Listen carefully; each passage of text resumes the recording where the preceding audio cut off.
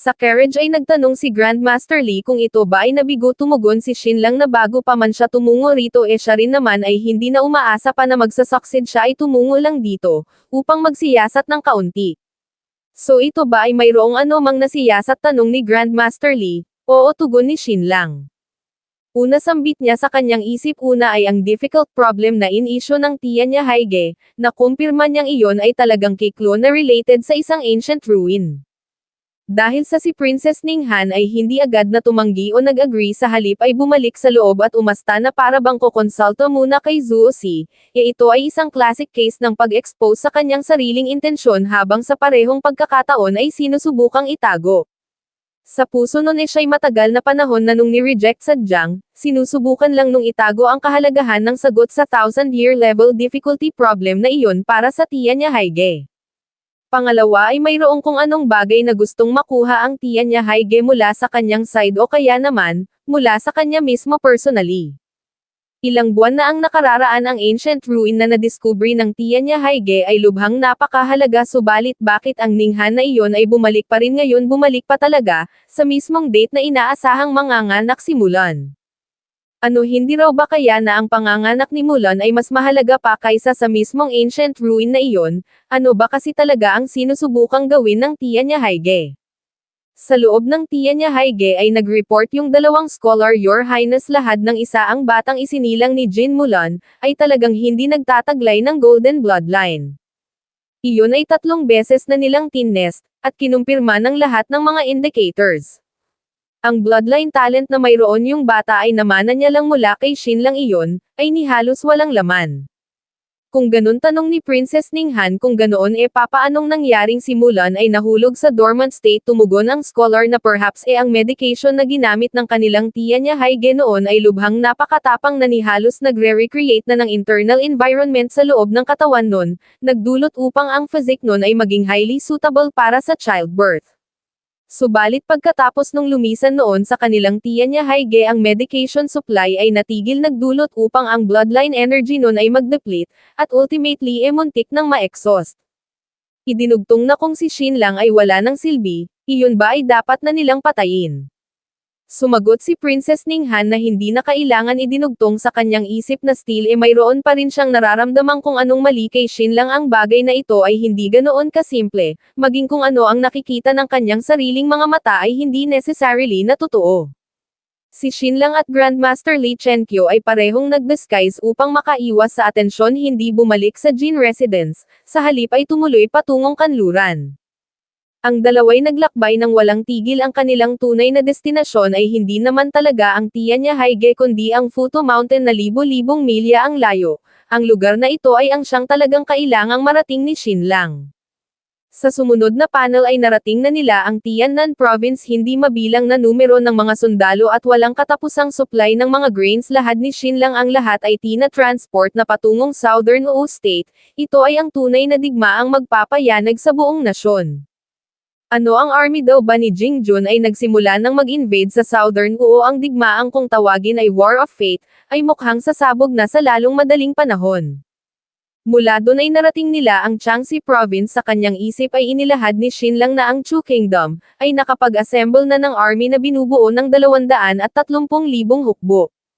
Ang border ng Vietnam at Chu ay naging isa ng kumukulong cauldron. Ang nagngangalit na apoy ay patuloy sa pagsusunog, ang mantika ay patuloy sa pag-ikot, hindi magtatagal at kukulo na sa bayolenteng paraan. Sa puntong iyon, ano man ang ihagis sa kumukulong mantikang nasa cauldron, ay lubusang ma-incinerate. Gayunpaman, sa kabila ng pag-risk ng hari ng Yu sa lahat at pag-mobilize sa lahat ng available na puwersa, ang nagawa lang na mag-gather, ay nasa 20,000 mga sundalo. Sa ngayon ito ay 120,000 laban sa 230,000 na hukbo ng Chu Kingdom. Ang agwat pagdating sa bilang, ay lubhang napakatindi. Ang dalaway nagbabalak na dumaan sa Jiang Kingdom, pumasok sa Chu Kingdom, then magpatuloy sa paglalakbay pakanluran hanggang sa marating ang Futo Mountain. Gayunpaman, sa kanilang pagdaan sa Jianyuan City sila ay pinigil ng army ni Zhang Zishu, para sa questioning. Nagtanong ang guard kung saan papunta ang mga ito. Tumugon si Shin Lang na sila ay patungo sa Jiang Kingdom. Nagtanong ang guard kung para saan, tumugon si Shin Lang na para sa isang secret diplomatic mission. Anong misyon tanong ng guard tumugon si Shin lang na ito ay hindi qualified na malaman, humingi ng identity documents ang guard. Ang hiningi agad namang ibinigay ni Shin lang dahilan, upang sila'y payagan ng makadaan.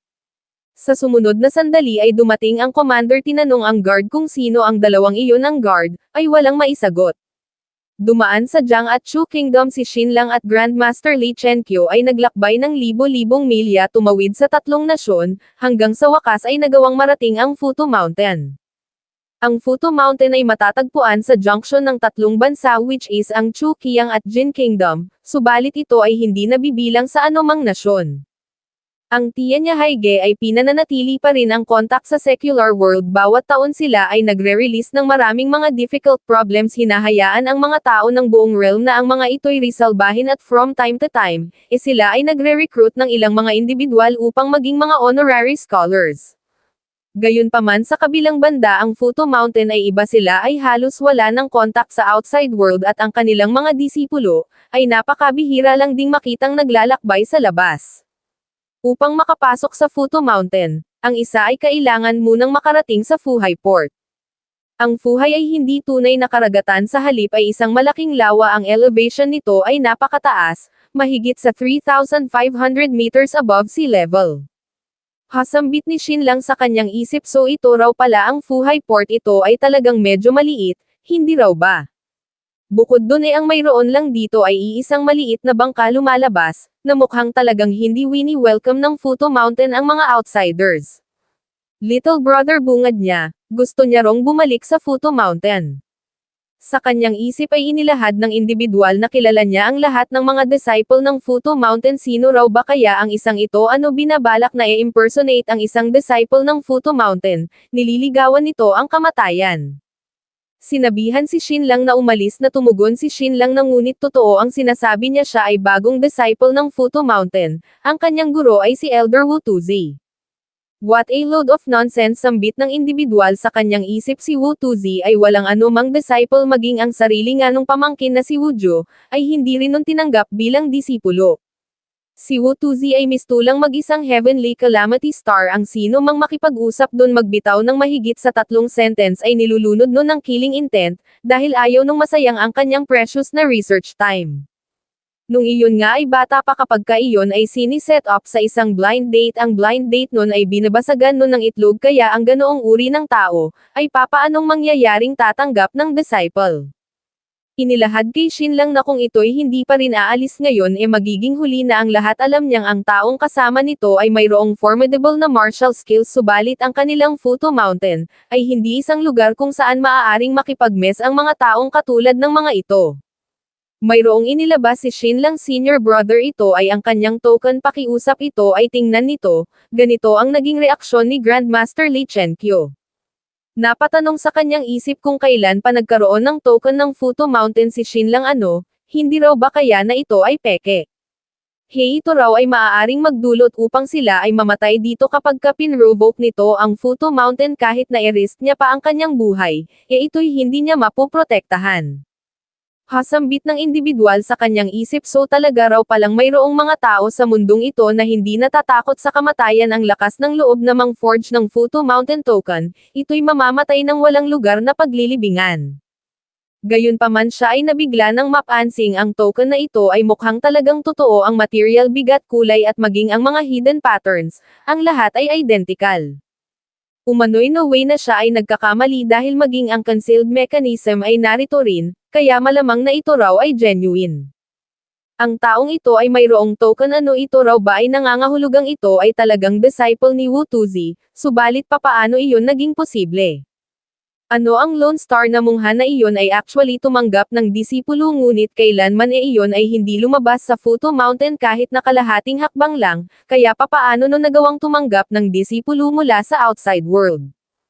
Tinanong niya si Shin lang kung talaga bang sigurado ito na ito ay disipulo ni Wu Tuzi ganito ang itinugon ni Shin lang, hindi ko alam kung ano ang ibig niyang sabihin. Strange sambit ng individual sa kanyang isip kailangan niya raw itong i-verify mamaya sabay lahad kay Shin lang na ang sino mang mayroong hawak na token siya ay ang siyang magiging escort ito raw ay maaari nang sumakay sa bangka, subalit tanging ito lang. Hindi sambit ni Grandmaster Lee Chenkyo sa kanyang isip ito raw ay hindi maaari dahil kahit nga siya pa ay nasa tabi nito upang pamrotekta, maaaring ito'y hindi pa rin makasurvive. At ngayon ni ito pa'y nang ahas na mag-forge ng Futo Mountain Token at gustong pumasok sa loob ng mag-isa Young Master Shin sambit niya sabay lapat ng kamay sa balikat, subalit siya ay pinutol ni Shin Lang. Senior rest assured lahat niya ang kanyang master ay nandoon, kaya tinitiyak niyang siya'y magiging ligtas. Hasambit ni Grandmaster Lee Chenkyo sa kanyang isip ang taong iyon ay hindi nito master siya sana ay tutol patungkol sa bagay na ito, subalit ano ba ang magagawa niya? Thus ang dalawang ay naglayag na sa kanyang isip ay inilahad ni Shin Lang na ang Fusi ay talagang napakalawak hindi niya ini-expect na siya ay makakarating dito ng mas maaga kaysa sa plano subalit ang lahat ng ito, ay para sa kapakanan ng pag-rescue kay Mulan. Sa pagkakataong ito kapag narating niya na ang Futo Mountain kailangan niya munang makuha ang Blood Scripture at pagkatapos nun, kailangan niyang maka-earn ng qualifications ng tuluyan niya ng maging master si Wu Tuzi. Ang status na mayroon iyon sa Futo Mountain ay napakataas at ang personality na mayroon iyon, ay exceptionally eccentric. Si Wu Tuzi bilang kanyang bakang maging ito man ay patungkol sa pagre-research ng mga bloodlines o pag-ensure sa kanyang safety, ay isang napakalaking tulong.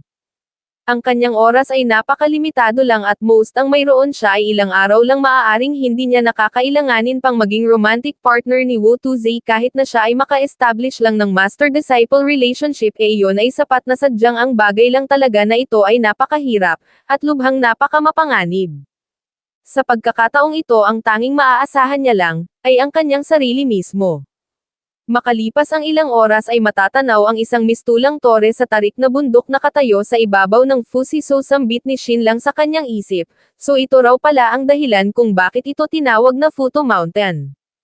Mula dun makalipas ang ilan pang mga sandali ay narating nila ang isang maliit na isla ang mismong isla, kung saan nakatira si Master Wu Tuzi. Sa sumunod na panel ay nagawa ng makatapak ni Shin Lang sa lupa Elder Wu Tuzi hiyaw ng individual, ang disciple nito ay dumating na. Hasambit ni Shin Lang sa kanyang isip sa kilos nito ay napakalinaw na ito'y nagmamadaling makabalik sa Futo Mountain upang ma-verify ang sitwasyon at upang makumpirma, kung ang kanyang token ba ay totoo o hindi. Kasabay ng paghakbang ay idinugtong na once na siya ay tuluyan ng maging disciple ni Wu Tuzi ito na ay isang done deal kahit pa ang peke, ay magiging totoo. Sa kanyang paglingon patungo sa garden ay napansin niyang maging ang bawat sanga ng mga halaman ay perfectly symmetrical sambit niya ang taong ito ay malamang na yung tipong pumapatay agad sa sandaling mayroong kung anong hindi magustuhan, no wonder na yung boatman na iyon kanina ay nagmamadaling umalis at ni hindi nagtangkang tumapak man lang sa islang ito. Sa loob ng bahay ay mayroong maririnig na boses nagtatanong kung sino ito dahilan naman upang agad na yumukod si Shin Lang nagpakilala siya raw ay si Disciple Shin Lang, nagpapaabot ng paggalang sa master. Sa threshold ng pinto ay mayroong makikitang paang humakbang at syempre ito ay walang iba kundi si Master Wu Tuzi, isang elder ng Futo Mountain. So patanong na lahat nito so ito na raw ba yung Shin Lang na lumalandi sa kanya sa sulat, at siya'y ginuhitin pa ng larawan. So sambit naman ni Shin Lang sa kanyang isip so ito na raw ba ang infamous na heaven-slaying lone star na si Wu Tuzi, na isang female scientist na nagtataglay ng walang kapantay na martial arts. Ang paningin ni Shin Lang ay natuon sa blade na hawak ni Master Wu Tuzi ay ilahad niya siya na raw ito, ang mismong disciple nito. Mahabaging master dagdag niya siya raw ay naglakbay ng libo-libong milya patungo rito at sa wakas ito'y na-meet niya na kung kaya naman kahit na siya ay mamatay pa ngayon, siya'y wala ng ano pa mang pagsisisihan. Damdugtong niya sa kanyang isip habang nakatitig sa napakakintab na blade sinusubukan daw ba nitong kapunin siya, o siya ay patayin. Sa puntong ito siya ay nagkautaw na mahabaging master lahad niya ang oportunidad para sa Futo Mountain na matalo ang tiya niya Haige ay dumating na hindi raw ba't na-discovery na ng mga ito ang lokasyon ng Ancient Ruins ang sino mang makakaunang makahanap sa entrance ng Ancient Ruins na iyon, ay ang siyang unang makakagain sa greatest benefits. Umano'y ang disipulong ito ay mayroong piraso ng impormasyon na maaaring maka-assist makakatulong dito at sa Futo Mountain, ang bagay na ito ay crucial na clue para sa Ancient Ruins na iyon. Sa kanyang isip ay idinugtong na bawat ancient ruin ay nagtataglay ng vast legacy ng isang ancient civilization. Kung ang isang transcendent forces ay gustong maiwanan ang kanilang mga rival, kailangan nilang umasa sa paghuhukay sa mga ruins na ito. Sa ngayon ay nailabas niya na ang kanyang makapangyarihang trump card, kaya siya raw ay hindi naniniwalang ito ay hindi matutokso. Gayunpaman sa sumunod na sandali ay laking pagtataka ni Shin Lang nang bigla na lamang nagbago ang panlabas na asal ni Master Wu Tuzi. Ito ay perfect timing, masigasig na sambit nito. Ang pagdating nito ay saktong-sakto lang, sapagkat sa ngayon mayroon siyang isinasagawang experiment na nangangailangan ng test subject. Si Shin Lang ay agad niyang hinila kinaladkad patungo sa loob. Ihiniga. Mayroong kung anong bagay na inilabas. Inilahad kay Shin Lang na wag mag-alala sapagkat ito'y mabilis lang na matatapos. Sa loob lang ng 15 minuto ay lalamunan ng mga ito ang buo nitong katawan, gagawing lusak ng nana. Sa puntong ito ay nakagapos na ang magkabilang kamay at paa ni Shin Lang. Si Master Wu Tuzi ay nag-inflict ng hiwa sa bandang tiyan. Nang i-activate ni Shin Lang ang kanyang eye prowess ay natuklasan niyang ang bagay na ito na ibinubuhos ni Master Wu Tuzi sa sugat ay mga goo worms, at ito'y higit na mas katakot-takot pa na uri ng goo worms, kaysa sa mga na-encounter niya na noon. Ano sambit niya sa kanyang isip, siya raw ba ay binabalak nitong gawing test subject para sa mga goo worms na ito? Sa sumunod na sandali ay mayroong kung anong naramdaman si Shin Lang. Ang katawan ay nagsimulang magkulay pula, ang ilang mga ugat ay naging visible, siya'y nagpumiglas. Inilahad sa kanyang isip na siya ay nakapaghanda na ng maraming mga plano, subalit hindi niya inaasahan na sa bandang huli ang bagay na magpapa-attract kay Wu Tuzi ay actually ang kanyang katawan. Gayunpaman, ang patungkol sa bagay na ito ay saklaw pa rin ang kanyang mga plano. Si Shin Lang ay palaging nagka-conduct ng mga bloodline experiments at umabot pa sa punto na ginamit niya mismo ang kanyang sariling dugo para sa testing. Although siya ay hindi nangahas na direktang mag-inject ng mga goo worms sa kanyang sariling katawan, subalit upang mapalakas ang kanyang sarili, siya ay minsan nang nag-experiment sa pamamagitan ng pag-introduce ng mga goo worms sa kanyang sariling dugo. Ang naging resulta ay lubhang napaka-strange. Kahit na gaano pa man ka-formidable ang mga goo worms ng Futu Mountain, once na ang mga ito ay ma-introduce sa blood samples ni Shin Lang, bawat isa sa mga ito ay namamatay ng walang exception. Ito'y sinubukan na ni Shin Lang ng countless times, maging ito man ay primitive goo worms o first at second generation golden bloodline goo worms, ang lahat ay namamatay sa kanyang dugo. Sadyang sambit ni Shin Lang sa kanyang isip, sadyang noon ang ginawa niya lang ay hanggang pag-experiment sa dugo, hindi niya pa nasusubukang actually i-inject ng direkta ang mga goo worms sa kanyang katawan. Sinabi ni Master Wu Tuzi na ang mga goo worms na ito ay mga bagong prototype na kinultivate niya mismo. Ang mga ito ay naka-devour na ng daan-daang mga buhay. Hihihi, at ngayon ang mga ito ay nagpapatuloy sa pag-evolve at pag-upgrade. Sa loob lang ng ilang taon siya ay makaka-cultivate na ng mga super-class prototype goo worms, na magsusurpass ng milyang layo sa lahat ng mga goo worms na hawak ngayon ng buong Futu Mountain. Nakikita niya raw na ang bloodline nito ay napaka-espesyal, kung kaya naman siya ay umaasang pagkatapos itong ma-devour ng mga ito, ang mga ito ay magkakaroon na naman ng panibagong mga changes. Once na ang mga ito ay makapasok sa katawan nito, ang mga ito ay magre-release ng iba't ibang uri ng mga espesyal na enerhiya. Una ay tutunawin ng mga ito ang buo nitong katawan hanggang sa tuluyang maging liquid, and then i-devour ng buo. Hihihi, ang pangalan nito ay Shin Lang. Hindi raw ba ano ang extraordinaryong enerhiya na ito na nasa loob ng katawan nito? Ano raw ba kaya ang may hahatid ng sakripisyo nito sa kanyang superclass primitive goo? Umano'y talagang, ito ay isang bagay na kanyang nilo-look forward. Ang hiyaw ni Shin Lang ay umalangaw sa buong silid sa kanyang isip. Ay inilahad na ang mga high-level goo worms na ito ay talagang ibang-iba sa mga na-encounter niya na, sapagkat noon ang mga creatures na iyon kapag ka nalalapatan ng kanyang dugo ay tahimik na namamatay ng walang anumang bakas, subalit ngayon, ang mga ito ay talagang nagdudulot ng malakas na reaksyon sa loob ng kanyang katawan. Hihihingisi ni Master Wu Tuzi, ito raw ay ang release of energy na gini-generate ng mga primitive goo. How beautiful, talagang napaka-beautiful, daan-daang beses na mas magnificent kaysa sa lahat ng mga naunang prototypes kahit pa ipagsama. Hihihi, ang reaksyon na ito ay napaka-intense. Anong uri daw ba kaya ng transformation ang mangyayari sa mga ito sa pagkakataong ito? Sa kasamaang palad sa sumunod na sandali ay hamupa na ang sitwasyon, ang nangyayaring intense na reaksyon sa loob ng katawan ni Shin Lang ay tuluyang naglaho, siya ay nawalan ng malay. Isang bagay namang labis na ipinagtaka ni Master Wu Tuzi, napatanong kung ano ang nangyayari, bakit bigla na lang tumigil, bakit ganito ito, wala man lang nangyaring kahit na kaunting pagbabago sa katawan nito. Napahiyaw, napatanong kung nasaan na ang kanyang mga high-level primitive Gu, papaanong nangyaring ang mga ito ay bigla na lang naglaho. Siya'y kumuha ng blood sample mula sa kaliwang braso ni Shin Lang, mariing sinuri at napag-alaman na talagang ang kanyang mga super class primitive Gu ay naglaho, at niwala nang makikitang anumang bakas.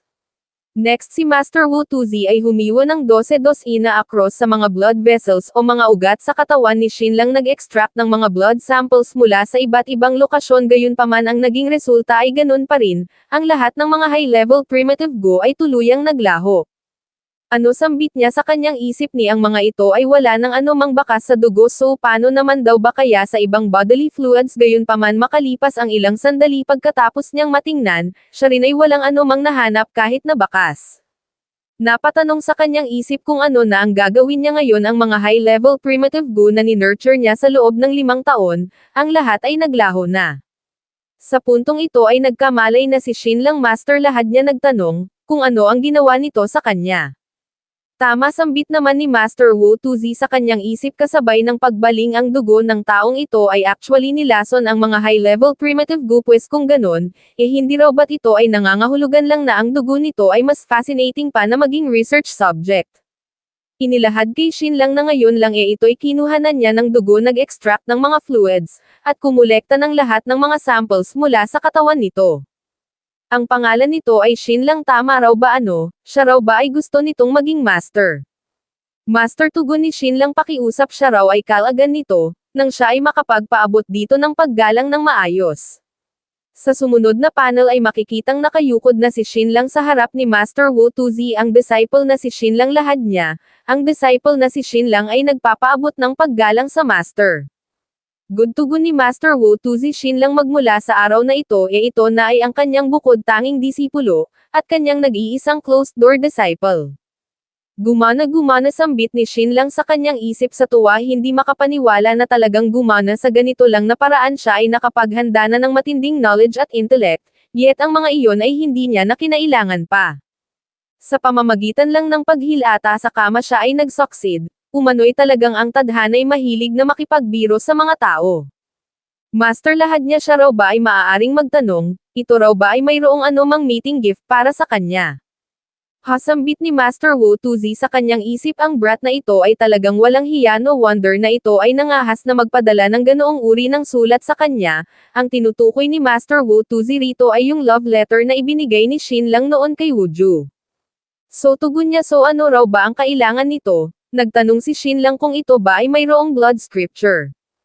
Oo, sagot ni Master Wu, subalit iyon daw ay hindi niya maaaring ibigay dito, o kahit na ipahiram man lang.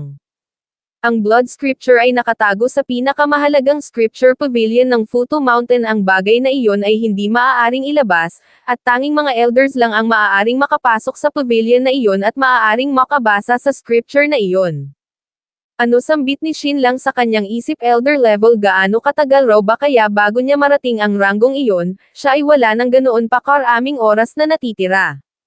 Kasabay ng paglapit ay naglapat ng kamay si Master Wu Tuzi sa magkabilang balikat ni Shin Lang, ito raw ay maupo, at imulat ng malawak ang mga mata nito. Thus ganoon na nga ang ginawa ni Shin Lang pagkatapos na masuri, ay natuklasan ni Master Wu Tuzi na walang nangyaring anumang pagbabago sa katawan nito. Next ay sinuri ni Master Wu Tuzi ang pulso ni Shin Lang, then sinukat ang kanyang heartbeat, at kinuha ang kanyang BP. Ang bawat test na alam niya ay ipinirform na ni Master Wu Tuzi, gayunpaman, siya'y wala pa ring anumang nahanap. Ang kanyang pinakawalang buntong hininga ay napalakas. Master, tanong naman ni Shin Lang, ito raw ba ay nagtataka kung saan napunta ang mga high-level primitive Gu nito? Well, sa tingin niya raw ang mga iyon ay nagkandamatay na. Sumabat si Master Wu Tuzi, subalit umano'y siya'y walang nahanap na anumang bakas o labi ng mga iyon mula sa loob ng katawan nito. Nagtanong lang si Shin Lang kung ito ba ay mayroon pang ibang natitirang mga high-level primitive Gu, maaari niya rong maipaliwanag dito ang patungkol sa bagay na ito. Lumalabas na sa puntong ito ay mayroon pa palang natitirang kaunting reserve ng high-level primitive goo si Master Wu Tuzi. Nag-abot ng maliit na bowl si Shin Lang kung saan ang laman ay kanyang blood samples. Pinakiusapan si Master Wu Tuzi na ilagay dito ang mga high-level primitive goo.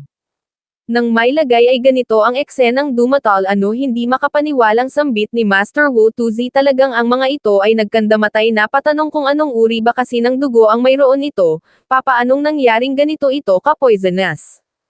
Tumugon si Shin Lang na ginamit niya na ang kanyang sariling dugo sa pag-conduct ng hindi mabilang na mga experiments at bawat resulta, ay pare-pareho lang. Umano'y naaalala niya pa rin ang lahat ng mga data at outcome ng mga experiments na iyon, ang mga iyon ay maaari niyang isulat para rito ngayon. High exhale ni Shin Lang makalipas ang ilan pang mga sandali sa wakas, natapos niya na ring may sulat lahat. Bakas na bakas ang gulat sa pagmumukha ni Master Wu Tuzi habang tinitingnan ang bawat piraso ng papel sa sumunod na segundo, ay bumaling kay Shin Lang. Sa kanyang isip ay inilahad na siya ay hindi makapaniwalang ang kid na ito ay kabilang o kauri nila. Ang understanding nito pagdating sa bloodline research, ay actually ganito kalalim. Master, lahad ni Shin Lang, paano naman daw ba ang patungkol sa experimental report nito, ang mga iyon ba ay maaari niyang matingnan? Ang atensyon ni Shin Lang ay natuon sa direksyong pinagkumpasan ng kamay ni Master Wu Tuzi. Iyon daw, ay maaari nitong tingnan doon. Si Shin Lang ay agad na lumapit. Grabe, malamang daw na ang mga ito ay at least nasa ilang libong volumes at ang lahat ng mga ito ay nakakategorized. Mayroong section para sa mga halaman, mayroong section para sa mga hayop, mayroong para sa mga gooworms, at mayroon ding section para sa mga bloodlines. Ang unang tiningnan ni Shin Lang ay ang experimental reports para sa mga bloodlines. Incredible, ito raw ay unbelievable, napakamasusi at detailed. Para sa isang scientist ang bagay na ito ay napaka-valuable, practically nire-reconstruct nito ang buong experimental process. Maybe ay mayroong paraan dito na makakapagligtas kay Mulan, subalit siya ay wala ng ganoon karaming oras na natitira. Siya'y agad na bumaling. Master, lahad niya, mayroon daw sana siyang bagay na nais itanong. Go ahead, tugon ni Master Wu Tuzi. Inilahad ni Shin Lang na ang kanyang asawa na si Jin Mulan ay nagkaroon ng difficulty na mabuntis. Wala namang kung anong mali sa katawan nun, sadyang hindi lang talaga makapag-conceive. Siya rin mismo ay masasabing isang skilled na physician. Iyon ay sinuri niya na ng maigi, ngunit absolutely, siya'y walang nakitang anumang mali. Maging ang mga ovaries man nun o internal environment ng kanyang uterus, ang lahat ay perfectly healthy naman. Tumugon si Master Wu Tuzi na alam niyang si Mulan ay nagtataglay ng four-colored bloodline, isang uri ng conflicting bloodline, napaka-rare, perhaps a 1 in 10,000. Habang iyon ay hindi ganoon ka makapangyarihan, iyon pa rin ay napaka-uncommon. Pagkatapos na magbigay ng kapanganakan sa isang four-colored bloodline na sanggol ang katawan ng ina, ay magdurusa mula sa severe na damage. Kung kaya naman kapag iyon ay makapag-conceive pa ng pangalawang anak magiging napakamapanganib, moreover ang magiging pangalawang anak ay most probably magiging abnormal. Sa kanyang isip ay inilahad ni Shin Lang na talagang iyon ay tama dahil pagkatapos na magbigay ng kapanganakan noon ng kanyang mother-in-law kay Mulan, later nung iyon ay nagbigay ng kapanganakan kay Mukong naging napakamapanganib. Iyon pa nga ay muntik nang mabawian ng buhay nung sandaling iyon. Kung kaya naman magmula nun, ang kanyang father-in-law at mother-in-law ay sumuko na sa idea na magkaroon pa ng dagdag na mga anak. Moreover, gaya mismo ng sinabi nito, ang pangalawang anak na si Mukong ay napaka-ordinaryo, napakalayo kung ikukumpara kay Mulan. Ito pautal na dugtong niya. Ang babaeng ito ay talagang isang top-tier expert. Sa sandaling ito'y magsalita, masasabi mong talagang alam na alam nito ang pinagsasasabi nito. Sinabi ni Master Wu Tuzi na yung mga nagtataglay ng four-colored bloodline, ay maaaring makonsidera bilang first generation ng mga mutated bloodline carriers. Ang mga babaeng mayroong ganitong uri ng bloodline ay nahihirapan o napakahirap na magbuntis dahil sa ang mga conflicting energies na nasa loob ng kanilang bloodline, ay hindi nakakabuo ng stable na uterine environment. Ito ay magre-require ng napakalalim na conditioning, almost complete reconstruction sa pinaka-source ng bloodline, at ang impact sa katawan, ay magiging napakatindi. Gayunpaman, kapag ang isang four-colored bloodline ay actually nagawang magbuntis, magiging madali na lang para rito, na magbigay ng kapanganakan sa isang second generation ng mutated bloodline descendants. Ang second generation ng mutated bloodline carriers na ito ay magiging isang golden bloodline, tama ba? Tanong ni Shin Lang. Tumugon ng hindi si Master Wu Tuzi. Ito raw ay hindi direktang magmo-mutate sa golden bloodline. Maaari mo lang dong masabing magiging napakalapit sa golden bloodline, gayunpaman ang pagbubuntis ng isang golden bloodline ay talagang nangyari na noon ilang dekada na ang nakararaan. Sadyang ang eksaktong method lang na iyon ay matagal nang nawala. Ang Futo Mountain at Tianya Haige ay sinubukan na ang lahat ng posibleng paraan upang makalikha lang ng bagong golden bloodline, subalit ang lahat ng paraang iyon ay pumalya. Nagtanong si Shin Lang kung alam ba nito na mayroong nag-e-exist na golden bloodline sa mundong ito ngayon. Syempre naman, tugon ni Master Wu Tuzi, at iyon ay ang Big Fool na iyon. Tama raw ba? Ang tinutukoy niya ay si Dasha. Tama yun lahat ni Shin Lang, subalit maging ito man ay ang Futo Mountain o ang Tianya Haige, wala sa mga ito ang mukhang nagtatangkang gumawa ng move laban sa taong iyon. Sumagot si Master Wu Tuzi na iyon ay dahil sa iyon ay lubhang napaka-valuable. Sa katunayan ni sila pa nga ay nagdaos ng special conference para lang doon, at ang naging conclusion ay ang hayaan iyong mag-grow ng malaya, nang walang anumang interference. Hindi makapaniwala si Shin Lang sa kanyang narinig. Inilahad sa kanyang isip na papaano iyon naging posible, ang mga ito na kung tawagin ay mga transcendent factions ay napaka-greedy. Well, dagdag ni Master Wu Tuzi, sila naman ay hindi kulang pagdating sa mga golden bloodline energy specimens. Moreover, maraming mga tao ang gustong gamitin ang Big Fool na iyon upang makadraw out ng iba pang mahahalagang mga figure, kaya wala sa kanila ang nangangahas na kumilos laban doon sa loob ng mahabang panahon. Sa kanyang isip ay inilahad ni Shin Lang na naiintindihan niya na ngayon ang bagay na ito ay mayroong kinalaman sa dating Emperador Jiang Li. Pagkatapos nung mabigo noon, pinaghati-hatian ng mga transcendent factions ang kanyang mga naiwang legasiya, kalakip na ang civilization research noon.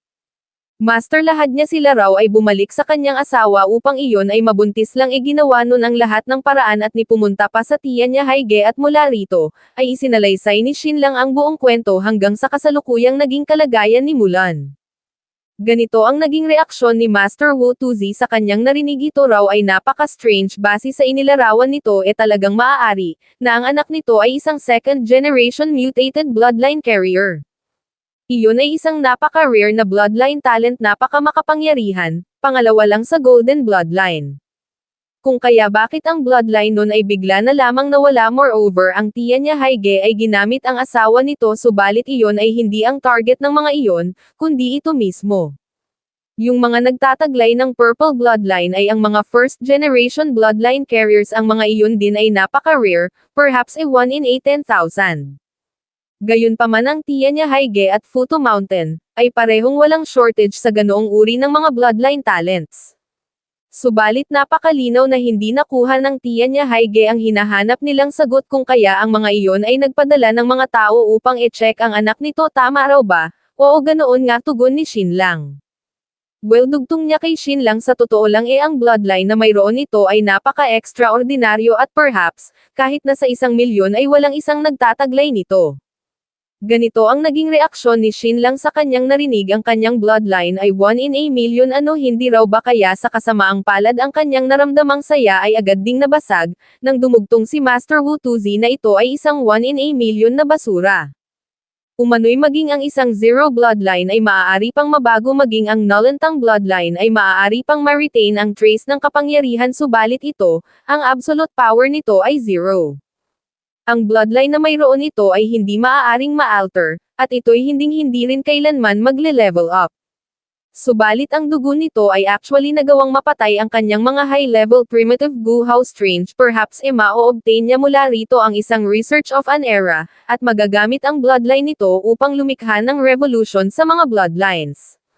Then kung ganon, tugon ni Shin Lang, maaari raw ba nitong mailigtas ang kanyang asawa o hindi? Umano'y hanggat iyon lang ay mailigtas nito, kahit na gaano pa karaming dugo ang kakailanganin nito mula sa kanya ay ibibigay niya. Shin Lang, lahad ni Master Wu Tuzi, ito raw pala ay pumarito upang iligtas ang asawa nito, kaya bakit siya nito nilalandi? Na caught off guard si Shin Lang sa kanyang narinig.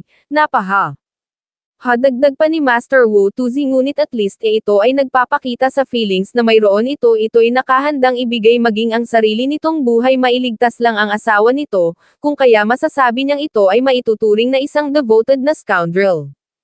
Si Shin lang ay muli lang lumuhad. Master, ang kanyang asawa raw ba ay male? Iligtas pa talaga rong siya ay wala nang natitira pang sapat na oras at most 18 araw, ngunit kahit na siya ay mag-rush pa pabalik, aabutin pa rin ng at least 11 araw.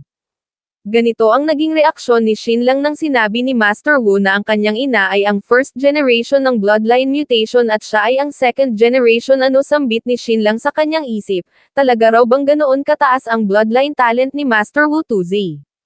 Tinanong ni Master Wu Tuzi si Shin lang kung strange ba ang tingin nito sa kanyang katawan. Tumugon ang ating bida na ito ay hindi strange, sa halip, ay napakaganda.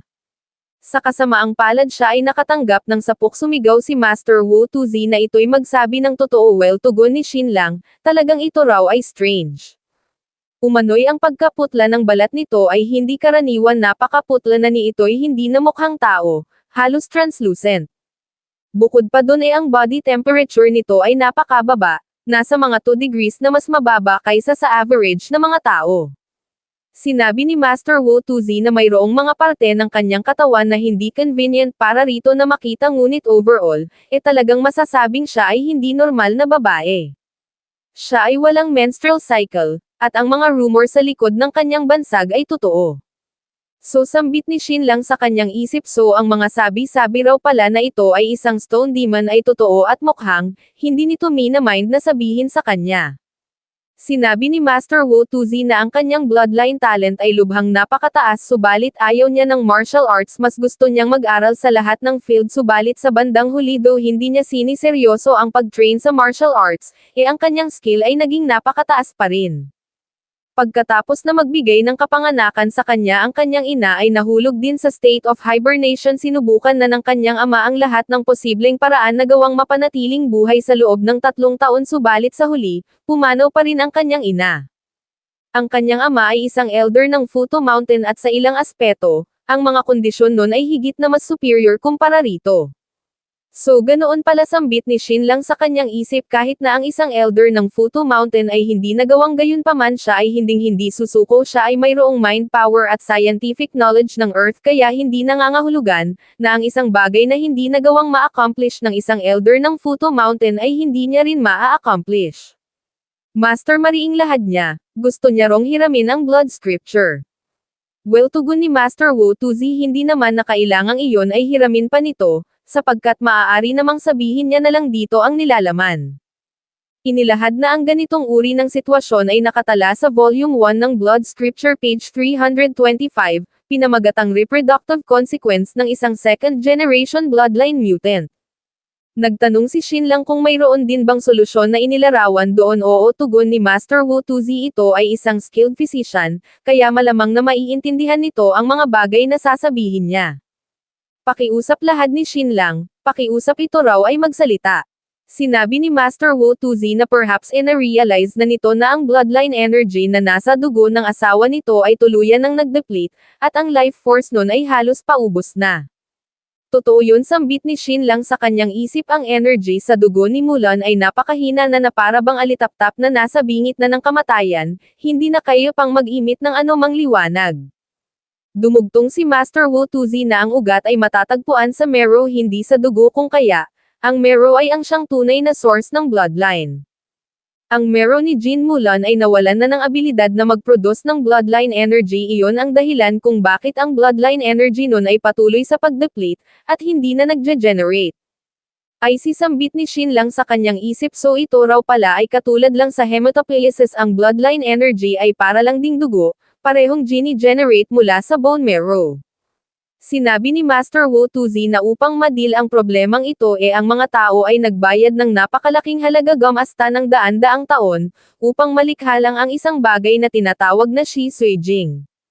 Shi Suijing, patanong na sabat ni Shin lang. Oo, ganoon nga, tugon ni Master Wu Tuzi, pagkatapos na ma-inject ang bagay na ito sa bone marrow ito ay mag-trigger ng second bloodline mutation, gagawaran ang bloodline recipient ng isang bagong bloodline power. Sa kasong iyon hindi lang sa iyon ay maaaring ma-awaken muli ang kanyang bloodline energy, ay mata-transform din ng husto at ma-enhance, tuluyang magiging isang second generation bloodline mutant. So sambit ni Shin Lang so paano raw ba ginagawa ang Shi Suijing na ito tumugon si Master Wu Tuzi na sa kasamaang palad ang lahat ng records ng ancient civilization ay hindi kumpleto ang Futo Mountain, ay hindi nagtataglay ng anumang text na naglalarawan sa production ng Shi Suijing na ito. Ang tanging pag-asa lang nila ay ang mahukay ang existing na Shi Suijing samples on average, ay roughly 1 out of 7 lang sa mga ancient ruins ang nagtataglay ng Shi Suijing samples. Ang Shi Suijing ay isang high-grade creation mula sa mga ancient alchemist, kaya mayroong mataas na tsansa na ang mga ito ay matatagpuan sa loob ng mga alchemy chambers ng mga ancient ruins. Ano sambit ni Shin Lang sa kanyang isip kung ganun hindi raw ba't ito ay lubha namang napaka-coincidental ito raw ba ay tadhana, o kapalaran? Inilahad na kailan lang ang tiya niya Haige ay nakadiskubre ng traces ng isang ancient ruin. Tinanong si Master Wu Tuzi, kung ang ruin ba na iyon ay nabuksan na ng mga iyon. Tumugon si Master Wu Tuzi na hindi lang ang tiya niya Haige maging ang kanilang Futo Mountain ay natagpuan na rin ang entrance gayunpaman, alinman sa kanila ay walang nagsucceed na mabuksan ang entrance. Bawat pagkakataon na mayroong mahuhukay na ancient ruins nangangahulugang revolution para sa isang super tier faction kapag ka naka-miss out ng mga 2 o 3 ruins, ang magiging agwat laban sa kanilang mga rival na super tier faction ay magiging napakalaki at halos mahihirapan ng makarecover. Sa sandaling ito 2 beses nang nagmintis ang kanilang Futo Mountain kung kaya sa pagkakataong ito ano man ang mangyari, sila'y hindi na maaaring magmintis pang muli. Master, tanong ni Shin Lang, ang tiya niya Haige daw ba ay nag-release ng isang 10,000-year riddle at ang riddle na iyon ba ay konektado sa pag-decipher sa entrance? Master, kautaw ni Shin Lang, iyon daw ay maaari niyang marisolve. Ito ay isang once-in-a-century opportunity para sa kanilang Futo Mountain, upang matalo ang tiya niya Haige. Master, ang kailangan niya lang daw ay ang Shi Suijing pakiusap siya'y dalhin nito doon sa lokasyon ng ancient ruins. Tinitiyak niya ritong ang master ng tiya niya Haige ay makakatikim ng malakas na sampal sa pagmumukha. Master, pakiusap, siya ay wala ng sapat pa na oras. Thus si Master Wu Tuzi nga ay pumayag na nadalhin si Shin Lang sa site kung saan natagpuan ang ancient ruin. Sa kanilang paghakbang palabas, ay nagtanong si Shin Lang kung alam ba nito kung nasaan si Grandmaster Zuyin at Grandmaster Zongchuk ngayon. Tumugon si Master Wu Tuzi na kilala niya ang mga iyon. Alam niya rin na ang mga iyon ay minsan nang tumungo rito sa Futo Mountain, subalit ang patungkol sa kung nasaan na ang mga iyon sa kasalukuyan ay hindi niya alam. Iyon ay hindi nasaklaw pa ng kanyang jurisdiction. Hasambit ni Shin Lang sa kanyang isip, so talagang ang Wu Tuzi na ito ay isang research-obsessed maniac na nagko-conduct ng experiments 24 oras nang walang pahinga. Lumalabas na sa ngayon ang kaso na lang muna ni Mulan ang masisettle niya sa susunod na pagkakataon na yung dalawa. Sa lawa ay makikita ang pagdating ng isang bangka at mula rito ay maririnig ang alingaw-ngaw ng hiyaw ng isang individual. Elder Wu Tuzi, tanong nito, si Shin Lang ba ay buhay pa? Nagtanong si Master Wu Tuzi kung ano ang nangyayari pagkababa sa bangka ay nagpaabot ng pagbati ang individual, na mapag-aalam ang isang Ruan Patrol envoy. Inilahad na narinig niyang mayroong nag-forge ng Futo Mountain token kaya siya ay tumungo rito upang arestuhin kung kaya naman kung si Shin Lang ay buhay pa, ito'y isasama niya pabalik ng ma-execute. No need, tugon ni Master Wu Tuzi, hindi na raw kailangang mag-abala pa ang enforcement hall patungkol sa bagay na ito sapagkat si Shin Lang ay talagang kanyang personal closed-door disciple. Nanlaki ang mata ng envoy sa kanyang narinig na patanong sa kanyang isip kung ano ang nangyayari rito. Kailanman si Shin Lang ay hindi pa nakakapunta rito kaya papaanong nangyaring ito ay bigla na lang naging closed-door disciple ni Wu Tuzi. Hindi naman siguro ito isang kwento ng matagumpay na pang-aakit, hindi raw ba? Elder Wu, una sa lahat-lahat niya ang pagtanggap ng disipulo ay nagre-require ng approval mula sa andetang at kailangang ito muna ay opisyal na maitala sa registry. Sa puntong iyon pa lang, magiging valid bilang isang formal apprenticeship. O ganoon ba, tugon ni Master Wu Tuzi, kung ganoon kung siya ba ay tutungo ngayon sa andetang upang mag-register, sila ba ay aabot pa? Syempre naman, tugon ng envoy, subalit ang Shin Lang na ito ay nakagawa ng isa pang offense. Ito ay nag-forge ng Futo Mountain token. Ang lahat ng kanilang mga tokens ay naka-record sa registry ngunit walang anumang record patungkol sa token nito. Ang pag-forge ng SEC token ay isang capital crime, kaya ito ay kailangan niyang dalhin sa enforcement hall ng ma-execute. Sinabi ni Master Wu Tuzi na ngunit ang token nito ay hindi peke sapagkat siya mismo ang nagbigay, gayunpaman ang envoy ay sumabat na iyon ay imposible sapagkat kailanman ito ay hindi lumabas sa Futo Mountain, kaya papaanong naging posibleng nabigyan nito ng token si Xinlang. Tumugon si Master Wu Tuzi na ang kanyang pamangkin na si Wu Ju ay minsan nang lumabas sa Futo Mountain at siyang personal na naghanap kay Xinlang, iyon ay ang inutusan niya, na magbigay ng token kay Xinlang. Nung panahong iyon napansin niya na ang abilities na mayroon ito at binabalak na tanggapin ito bilang disciple. Inutusan ng envoy ang kanyang kasama na tawagin si Wu Ju, isang bagay naman, na agad na tinalima ng isa. Makalipas ang ilang sandali ay dumating na nga si Wu Ju, big brother bungad ni Xinlang, miss na miss niya na raw ito, sobra-sobra na tila siya ay mamamatay na. Brother lang, tugon naman ni Wu Ju, sa wakas ito raw ay pumunta na, maging siya ay miss na rin ito. Inilahad na ilang buwan na ang nakararaan siya ay walang tigil sa paghihintay para rito, ngunit ngayon sa wakas ito'y dumating na rin. Ito raw ay sumunod sa tahanan ng brother nito, sila ay iinom hanggang sa sila ay lubusang malasing. Wu Ju, sabat ng envoy, ito raw ba ay inutusan ni Elder Wu na maghatid ng Futo Mountain token kay Xinlang sa hindi inaasahan, si Wu Ju ay tumanggi. Hindi pangiting lahad niya. Kailanman siya raw ay hindi inutusan ng kanyang auntie na mag-deliver ng anumang token. Ganito ang naging reaksyon ni Xinlang sa kanyang narinig, inilahad sa kanyang isip, na ang Wu Ju na ito ay mayroong problema. Wu Ju, sambit ni Master Wu Tuzi, talaga raw bang ito ay siguradong ito'y walang naihatid na token mula sa kanya? Talagang wala, auntie, tugon ni Wu Ju. Ano, hindi raw ba kaya, na mali lang ang pagkakaalala nito? Well, pangising tugon ni Master Wu Tuzi, marahil ganoon nga siguro ay mali lang ang pagkakaalala niya, baka ibang tao yung nautusan niyang maghatid sa token, hindi si Wu Ju. Lapit ng envoy, kailangan niya raw itong madala agad para sa komprontasyon, subalit tumugon lang si Master Wu Tuzi na marahil nga'y nakalimutan niya na, subalit tinitiyak niyang ang token ni Xinlang ay totoo. Outrageous, sambit ng envoy sa kanyang isip, ito raw ay outrageous. Nagbigay ng utos sa kanyang mga kasamahang dalhin si Xinlang ngayon din. Ang dalaway nagsihanda, ngunit sa kabilang banda ay nag-imit ng killing intent si Master Wu Tuzi. Hindi raw ba't sinabi niya nang si Xinlang ay kanyang closed-door disciple, at ang token na mayroon ito ay genuine. Kung kaya ngayon ang mga ito raw ay inuutusan niyang umalis dito ngayon din, dahil kung hindi, wag siyang sisisihin ng mga ito kung siya'y hindi magpapakita ng awa. Siya ay nag-release ng kung anong uri ng bloodline energy, makikita ang pag-transform ng mga bulaklak naging paro-paro, parami ng parami. Sambit ni Xinlang sa kanyang isip, sa kanyang pagkabigla, ang mga bulaklak na ito, ang mga ito raw pala ay hindi bulaklak, sa halip ay mga paro-paro, hindi paro-paro, kundi poisonous na mga insekto. Elder Wu, sigaw ng envoy, pakiusap, wag daw nitong pahirapan ang mga bagay-bagay para sa kanya. Ginagawa niya lang ang tungkuling ibinigay ng enforcement hall. Sa kasamaang palad ay tumugon lang si Master Wu Tuzi na sinabi niya na, ang mga ito ay lumayas dito kung ayaw ng mga itong mamatay. Ganito ang reaksyong naitugon ng envoy sa kanyang narinig. Elder Wu, lahad niya ang actions nito ay naka-violate na sa mga rules ng Futo Mountain. In serious cases, ito'y maaaring mahubaran ng posisyon bilang elder. Sa ngayon siya ay aalis, subalit iimbitahan niya si Elder Kung ng Enforcement Hall patungo rito. Kung kaya Elder Wu, mas mainam daw na pag-isipan nito ng mabuti ang patungkol sa bagay na ito. Binigyan ng command ang kanyang mga kasamahang umalis. Kung ganun, brother lang, lahad naman ni Wu Ju. Kung ganun ang big brother nito ay mauuna ng umalis once na masettle na ang lahat dito, kailangan nitong tumungo sa kanyang lugar at sila'y mag-iinuman. Definitely sworn, brother, tugon ni Xinlang, talagang siya raw ay nagagalak, na ito ay mamit dito.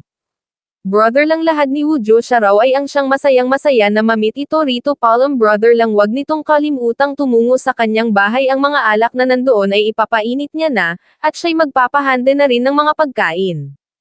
Mula doon ay umalis na. Ang apat sa kanyang isip ay inilahad ni Xinlang na talaga bang hihintayin nila ang pagdating ng Elder Kung na iyon dito, ang kanyang master ba ay walang kung anong gagawin. Ang paningin ay itinoon sa katawan ni Master Wu Tuzi, umano'y sinabi nitong maging ito rin ay sumailalim sa second mutation, subalit walang nakakaalam, patungkol sa uri ng bloodline na mayroon ito. Nang ma-activate ni Xinlang ang kanyang eyebrows ay natuklasan niyang ang mayroon ito ay isang divine class na bloodline, hindi golden kundi mas pula, yet napakalapit din sa orange. Nabanggit nito kanina na ang pagkababae nito ay hindi buo at ito, ay hindi nagkakaroon ng menstruation. Gayunpaman sa nakikita niya ito naman ay mayroong normal na uterus at ovaries sa kanyang tiyan sadyang mas maliit lang ng kaunti kaysa sa ibang mga ordinaryong babae, na parabang ito ay hindi pa tuluyang nadidevelop. Habaling ni Master Wu Tuzi ini-examine pa rin nito ang kanyang katawan, ito raw ay wag nang magsayang pa ng effort dahil siya mismo ay na-examine niya na ang kanyang sarili ng mahigit sa 1,000 beses. Nagtanong si Shin Lang kung talaga bang ganito ang lahat ng mga second-generation bloodline mutants. Oo, tugon ni Master Wu Tuzi, wala sa kanila ang normal, subalit ang abnormalidad ng bawat isa ay iba-iba. Malamang daw na narinig na nito ang patungkol sa rumor ng ginawa niyang pagbasag sa itlog ng lalaking nag-offer sa kanya ng marriage. Tama raw ba, subalit ang basura na tiyan-tiyan na iyon ay ginawa iyon ng sadya sapagkat napakalinaw na alam nung siya ay hindi normal, subalit sinadya pa ring tumungo sa kanya upang mag-propose ng marriage. Ang totoo, siya ay hinahamak nun. Ang binasag niya ay isang itlog lang, iyon ay matindi ng pagpapakita ng awa kung hindi lang dahil sa kapakanan ng asawa nun, matagal niya na iyong ginawang tunay na eunuch. Makalipas ang kalahating oras ay dumating ang tatlong elders junior sister. Bungad ni elder kung ito raw ay tumigil na sa pagpo-fool around, at i-handover sa kanila ang taong ito. Grabe, sambit ni Shin Lang sa kanyang isip, ang aura ng mga ito ay napakamakapangyarihan. Kumumpas lang ng kamay si Master Wu Tuzi sa himpapawid ay muling lumitaw ang mga paro-paro at sa pagkakataong ito, ay mas marami pa. Ganito ang naging reaksyon ni Shin Lang sa pangyayaring ito. Napatanong kung gaano karaming mga poisonous insects ang narito, ito ba ay tens of thousands o hundreds of thousands? Bukod pa doon ay mayroon ding mga makamandag na ahas ang nagsisulputan mula sa lupa't ilan pang makamandag na mga nilalang. Master Wu Tuzi, ito raw pala ay masyado niyang na-underestimate, ang ability na mayroon ito ay napaka-incredible pala talaga. No wonder na walang kahit na isang tao sa island na ito, dahil sino nga naman ba ang mga ngahas na pumunta? At ang habit na ito ng kanyang master na agad na pag-resort sa puwersa ng ganito, ang relasyon nito sa mga tao ay malamang na napakalala din, kaya talagang hindi niya maintindihan kung papaano ito naging elder dito. Hasambit ni elder kung then release ng enerhiya kasabay ng dalawa pa ang mga insekto ni Master Wu Tuzi ay nagtamo ng damage sa sumunod na sandali, ang tatlo'y sumugod na ng rekta patungo kay Shin Lang. Teka lang, sigaw ni Shin Lang, maaari niya rong mabuksan ang ancient ruins na nasa Southern Sea region. Ang sinabi niyang iyon ay nagdulot upang tumigil ang tatlo. Hasambit ni Elder Kong, talaga raw bang iniisip nitong magagawa nito ang bagay na iyon? Tumugon si Shin Lang na kung hindi siya nagkakamali mayroon daw mapa na naglilid sa entrance ng ancient ruin na iyon, tama raw ba? Ang dalawang elder ay nagkatinginan, sa kanyang isip ay napatanong si elder kung papaano nalaman ng pretty boy na ito ang patungkol sa bagay na iyon. Inilahad ng isa pang elder na mababalang sa 20 ang nakakita na sa entrance ng ancient ruin na iyon at wala namang taga rito ang makapagsasabi kay Shin Lang, dahil kahit na si Wu Tuzi nga ay hindi rin alam ang patungkol doon. Sinabi ni Shin Lang na ang transcendent forces ay malamang nag-amasta na ng hindi mabilang na mga resources at talented na mga tao sa pagsubok na marisolba ang misteryong nasa likod ng mapang iyon, yet pumalya, hindi raw ba? Ayon sa rules ng transcendent forces ng mga ito, ang sino mang unang makarisolba sa sekreto ng mapa na iyon at unang makapagbukas sa entrance ay ang siyang makakakuha sa right na makapag-explore sa ancient ruin na iyon, tama raw ba? Pues dito ngayon mismo mariin niya rong idinideklara, na ang bagay na iyon ay kayang-kaya niyang marisolba. Sumigaw si Elder Kong na wag nitong isiping dahil lang sa mayroon itong alam na kaunting impormasyon sila'y maloloko na nito. Nagtanong ang isang Elder kung nilo-look down ba nito ang lahat ng mga matatalinong tao ng mundong ito. Dumugtong ang isa pa na nililigawan nito ang kamatayan, hinimok ang kanyang mga kasamahan na umatake. Tatlong elders lahad ni Master Wu Tuzi kung tatanggihan ng mga ito ang request na ito ni Shin Lang, maging siya ay isusuko na rin ang kanyang posisyon bilang elder ng Futu Mountain.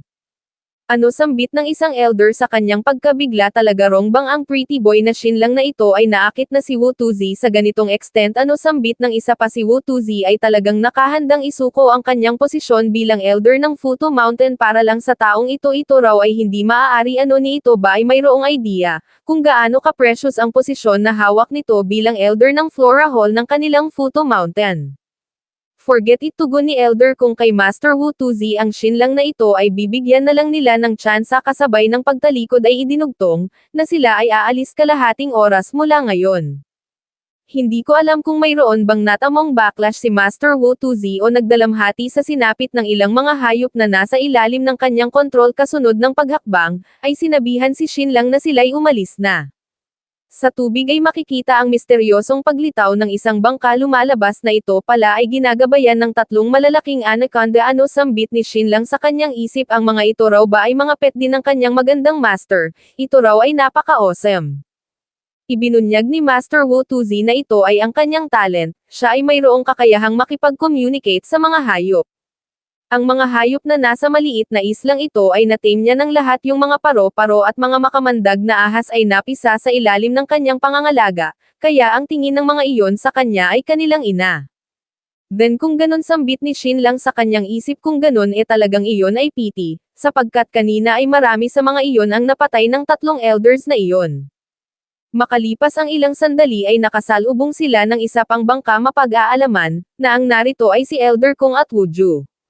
Oy, senior brother tayo ni Shin lang, so maging ito raw pala ay pupunta umano'y, kung ganon, siya ay talagang delighted.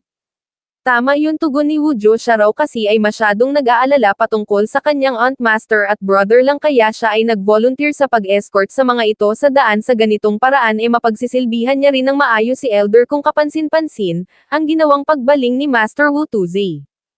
Hasambit ni Master Wu Tuzi, kapag ka siya ay nag-resign bilang elder ng Flora Hall, ang maaaring pumalit sa may iwan niyang posisyon ay ang ama ni Wuju, which is elder brother niya rin. Hasambit naman ni Shin lang sa kanyang isip, so ito raw pala ay isa ring fake sibling relationship. Sa pantalan ay hindi mapakali si Grandmaster Li Chenkyu, nag-aalala patungkol kay Shin lang, nag-o-overthink. Teka lang, sambit niya nang makita ang mga paparating, hindi ba't iyon ay si Young Master Shin? Si Young Master Shin ay bumalik na.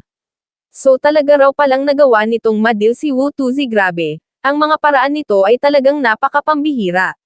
Mula doon ay umahan na ang apat ang mga elders ng Futu Mountain ay naghanda ng 2 horse carriage at lulan ng mga carriage na ito, ay binabalak nilang simulan ang paglalakbay patungo sa southern region kung saan matatagpuan ang sinasabing ancient ruins.